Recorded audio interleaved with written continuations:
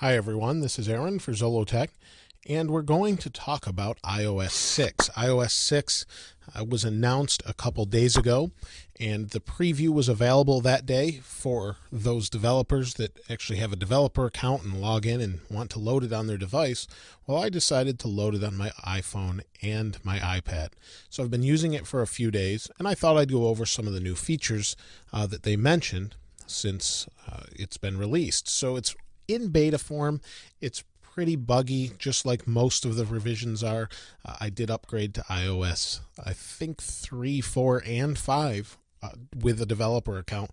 Out of those, this is the most stable and has quite a few interesting changes. I'm not sure that this is really the final look the way it will look, but there's some things that work in it and some that don't. So let's go get on to the first thing that they announced was Maps. So here is Maps. And Maps is a pretty nice application.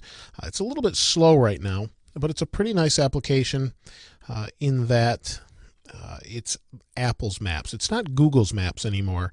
And you can see it moves pretty quickly, but there are some hiccups. We can spin around. We have some options here for traffic. We can show standard, hybrid, 3D.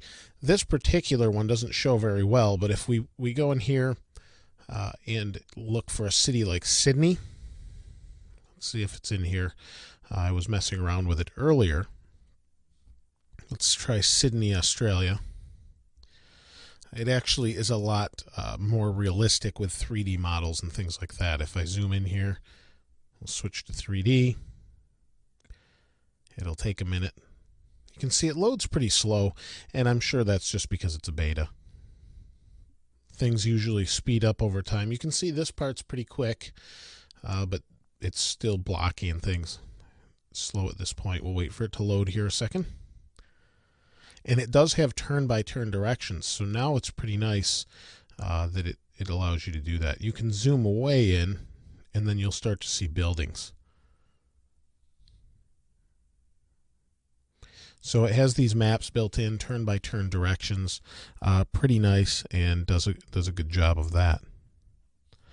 Let me go ahead and show you. We'll move on, and I'll show you maps on the iPad in a little bit. Let's go ahead and move on and talk about Siri. Siri now does sports, turn-by-turn directions, like I mentioned. It does movies, so I can say, find movies playing near here.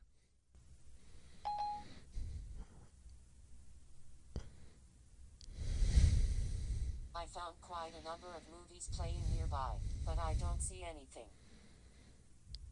And that's interesting. I'm not sure what it means. I don't see anything. Maybe that's because movies are closed right now. It's nighttime. It's 11:32 at night. Oh, there are some late movies, but normally it works, and then we can tap on one. It gives the rating. You can watch the trailer really quickly. It's pretty nice overall. So we can do that with sports. I don't really watch sports at all, other than maybe the Olympics and X Games, things like that. But let me go ahead and ask it one of those questions. What was the last New York Yankees score?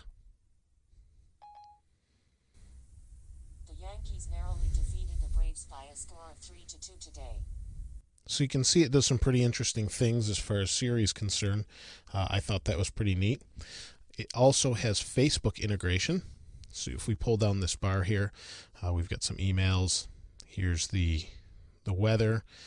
Tap to tweet, tap to post. You can tap to post from right here. So we can add a location, post right from here. When we're done, it'll send, and that's pretty much it. Now, as far as the Twitter integration really hasn't changed, but you do have those quick options.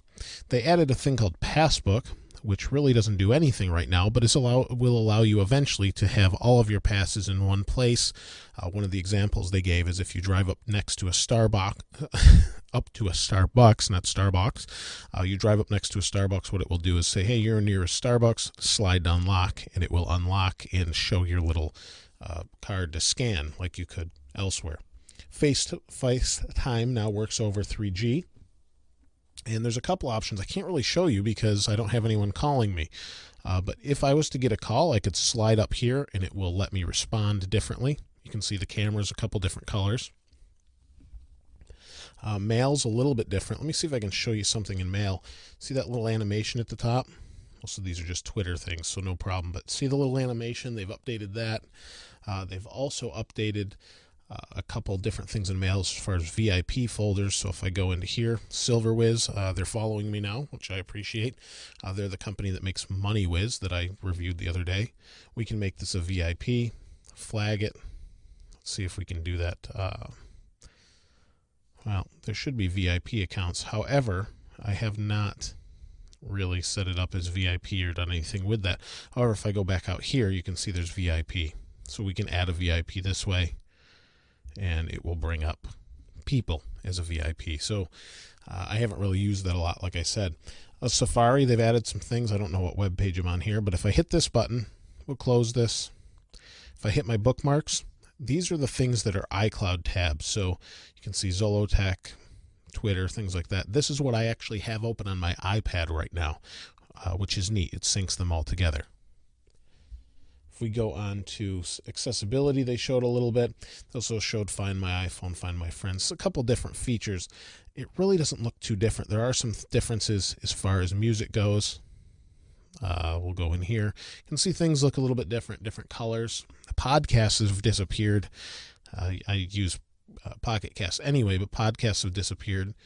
And let me show you another difference. We'll go here and we'll go to the keypad. The keypad's changed a little bit. So there's some little things they've changed around. Font settings have changed for sure. We have Do Not Disturb, which will shut off the phone. Things have kind of changed as far as gotten smaller. You have a privacy area. So a lot of little different changes that I'm noticing here and there. But one of the things you can do is navigation. I have it set up. I can resume a route. It tells me I'm 10 minutes from my brother's house, 4.3 miles. And what it does is it leaves it up here. And when I get to the location where I need to turn next, it comes over the microphone or the speaker or over Bluetooth or whatever and displays it at the top. So they've done a pretty nice job of that. So they've changed the App Store, iTunes, things like that. They're really nice. I'm going to switch over to the iPad though and show you maps on iPad. So here is my iPad. Let me zoom out. So let me see if we can find the Sydney Opera House. There we go. It's going to find the Opera House and zoom in. So this is the impressive part. If I zoom in, you can see it's a little bit choppy. We use 2 fingers. We can tilt it. We can rotate it around. So this whole thing is pretty impressive. And there's the bridge in the background. Really cool maps, and they do a great job. The topography is really nice. You can see a lot of different elevations and things. They've done a really nice job with maps, and I'm pretty impressed with it. On the iPad, things haven't changed a whole lot, but we do have Siri here as well. Find yesterday's baseball scores. And I don't watch sports, but let's see what it comes up with. Here are the scores from the MLB for yesterday. And you can see you can go through everything, and it gives a little baseball card there.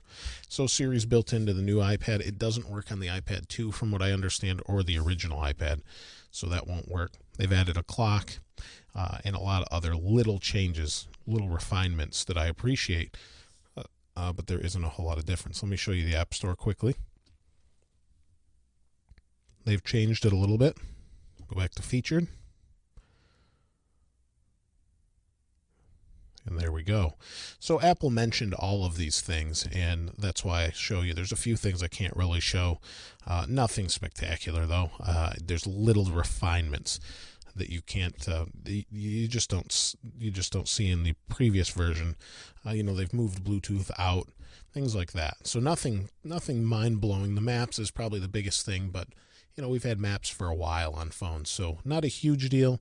But if you have any comments, if you've used iOS 6, place your comments below. Now, I'm going to get the question, I'm sure, how do I get iOS 6? You need a developer account, and you need to have your phone registered in that developer account. If you don't, it won't activate, and you won't be able to use your phone. I actually had a problem with that initially. It wouldn't activate properly. So you need to make sure that it's registered in there, or know somebody that has a developer account. Either way, it's $100 a year, and you'll be able to use the beta software. If you want it just for the software, you're better off waiting when it's more refined and everything's worked out of it. I just like to use it to test it out, and I'll probably switch back at some point just so my phone is more stable and my battery life increases. My battery life has not been great. You can see here's the lock screen with the GPS on it, so I left that on there. So really cool. Works really great. If you have any questions or comments, please place those below. As always, thanks for watching. This is Aaron. I'll see you next time.